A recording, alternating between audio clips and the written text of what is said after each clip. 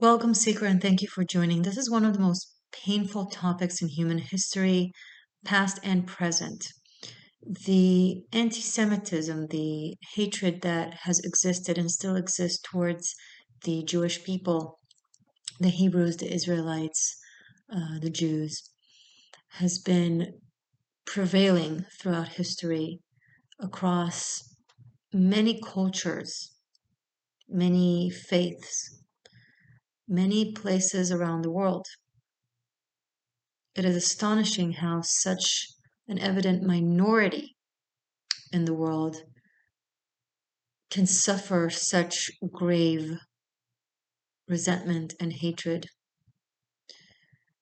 And the question that arises is why? Now, there are many cultural, psychological, geopolitical movements that serve as quote unquote reasons. And when I say reasons, I am in no way, shape, or form implying justification. No. However, throughout the generations, throughout the past thousands of years, every colonializer, every tyrant, every abuser, every um, executioner, persecutioner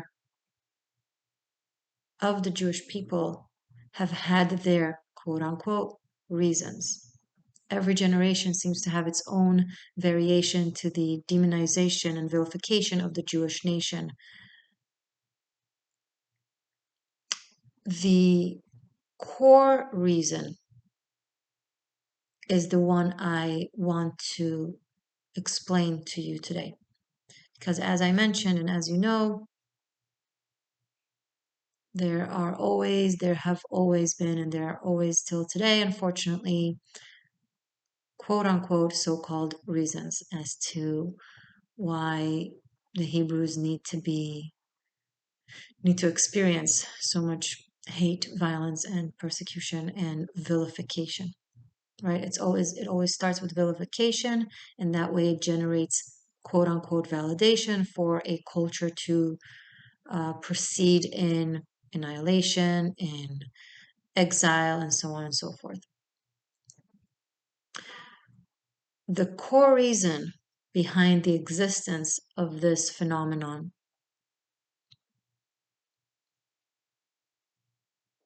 is quite dark and might throw you off a little bit. For those of you who will think me mad, it's okay, come back in a few years after you've gone through your spiritual awakening and watch this again. I'm not saying this with condescension. We all go through our journey. I've had my own journey. It's very natural. It is okay. I don't take offense. I don't take it personal. And I wish you nothing but success and love on your journey. Okay, and I will welcome you back when you're ready. However, this needs to be said for it to end potentially once and for all, hopefully. And if not to end, then at least for the awareness within the human psyche. So there are, whether we like it or not, forces of good and evil in the world. And it manifests in different forms, and there are different narratives and theories as to how they play. Some would put them in an exterior vessels to themselves. There's good outside of me, there's bad outside of me, and they're fighting for me to choose one of them, and I need to go through life constantly battling good or bad. Okay. And then there are the schools of thoughts that will place those polarities and yin and yang and different forces of positive versus negative within ourselves, where it's a constant journey of choosing light and or integrating light and darkness for the sake of tapping into divinity, which is in essence both. Regardless of the theory and regardless what you follow and what you believe in, bottom line, we can all agree that there is the existence of good versus bad, of light versus shadow. The Jewish esoteric, and this is something you can find mainly in the Kabbalah, which is the Jewish mysticism. Kabbalah in Hebrew means acceptance, by the way, just a side note, in case you're curious. It is spoken of King Solomon, who was the wisest of all kings. He was an occultist, he was a spiritual teacher, he was a mystique, he was a practitioner of magic, and he had the ability to convey with the angels and the ability to wield the demons. So just like in the Jewish tradition, in the Jewish esotericism, there are 72 names to God, which are codes of 3 letters approximately each. The reflection of that light manifestation, aka names to God, is the 72 names to demons. Right, so there are 72 names to gods, 72 names to demons. So there is the light version of 72, and then there's the dark version of 72. I will add, as the mystique that I am, that it totals into 144, that concludes the essence of divinity in the world, of angelic or demonic entities, entities of light, entities of dark, to extra simplify it, right, and to make it easy to comprehend. But what we need to focus on today for the sake of this discussion is the 72 names of demons. And King Solomon was said, or was known, to have the power and the knowledge to yield them, to control them, to stop them. So, to make a very long story short, there's no need to go into the details right now for the sake of the point that I'm making. Within the Jewish esotericism, in the heart and the soul and the core of Judaism, there is the power, or the secret / knowledge to the power of holding back evil, of dismantling evil, of holding and stopping evil from exerting its will and from spreading its agenda. Now, how does evil exert its will and spread its agenda? By puppeteering human beings.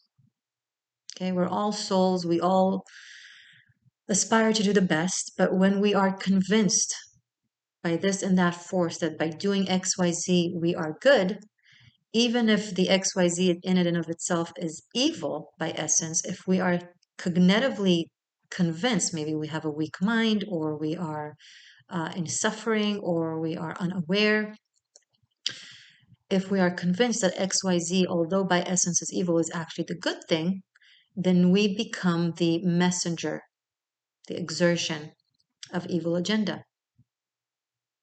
One example out of infinite examples of evil throughout history, an entire continent of Europe was convinced that Jews were evil, hence it is quote unquote okay to annihilate them, because that would be the quote unquote good thing to do, right? Because if something is evil and we annihilate it or exile it or end it, right, then we are doing something good. And that is how evil plays out throughout time, throughout history, throughout society.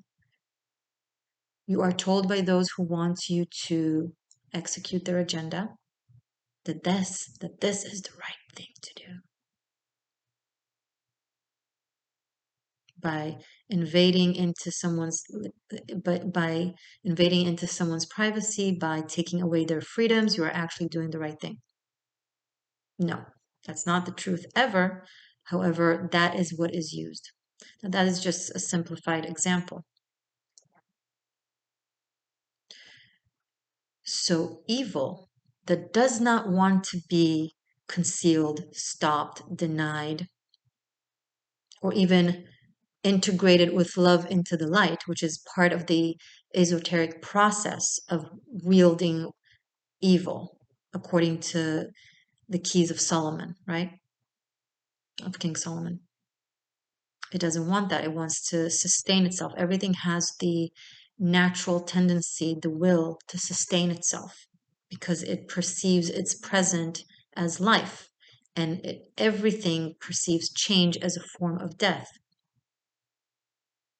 So even if it could potentially be a good transition and a good change, going from darkness to into the light, going from demonic archetype of existence to divine archetype of existence, whether we're talking in an allegory or in literal, doesn't matter, depending on what you believe in and what is true versus what isn't true, and I don't presume. Okay.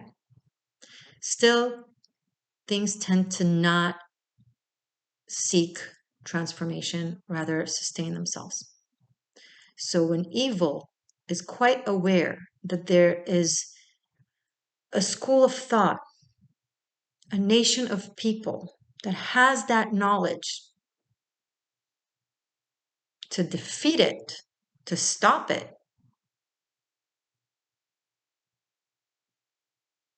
and hopefully transmute it into light, it will do everything it can to deny it, to stop it. I'm sorry. So going back to how evil exerts its agenda, it puppeteers weak minds and different cultures throughout history and the world, constantly whispering in their ears, and it plays out in different forms, right? In the last century, it plays out as World War II. But every generation has its variation. It's a nonstop, it's an ongoing thing for the past thousands of years. It still is playing out today with modern anti-Semitism that is translated as anti-Zionism. It waltzes as quote unquote alleged criticism to the government, but if you actually hear the words and listen to what they're trying to say, it's not criticism to the government. It's discrediting, delegitimizing the existence of the Jewish people as a free nation, right? If you really hear their words, it's not about, oh, the government is doing this and that. It's what they use to exert the actual intent of that nation should not exist. Okay, so that's the modern variation. That was a side note in order to kind of clarify what goes on today and how it's playing out so you don't fall for it. But what has happened, what still is happening, is people and cultures are being used by very dark forces, demonic forces,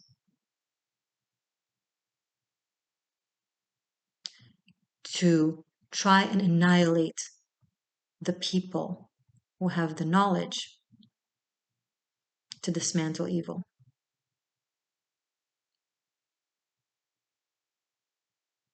Good is called evil, and evil is called good. That's the unfortunate aspect of reality today that is playing out as anti-Semitism, as Jew hatred. The semantic changes: Israelite, Hebrew, Jew, Israeli, but the source of the hate is demonic, and it can touch every single one of you if you have a weak mind. And weak mind doesn't mean you're not intelligent. You can be very, very intelligent, but you might be an intelligent, lazy thinker, or you might have you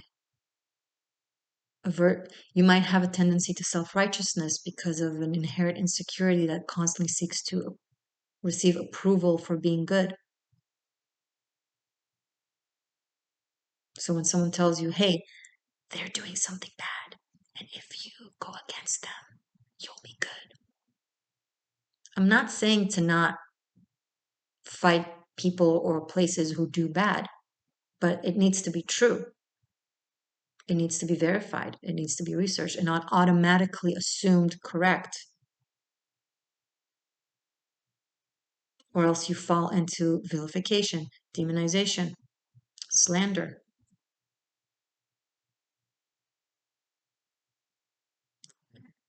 The core reason, if you really peel all the layers of the onions, and there are many layers to it, if you get to the core of it, is that the Jewish people have the knowledge to fight evil, and evil wants to stop it. How about instead of falling to it or enabling it, and enabling it is participating in it, it's just as much. The world will not be ruined by those who do evil, but by those who stand aside and do nothing about it. Albert Einstein. Smart guy. Instead of doing that, research. Research the true history, the true origin, and most importantly, the truth of today. Go visit the places that you hear so many lies about before you speak of it, before you partake in yet another variation to a demonization of the Jewish nation. Because this is literally the fight between light and dark. Quite literally. And to all other nations of the world, this is in no way, shape, or form to say that the Jewish people are better than you in any way, shape, or form. It's just that knowledge is good power, and depending on how you use it. And if you use it to do good and to war off evil, for lack of a better term, inevitably evil will resist.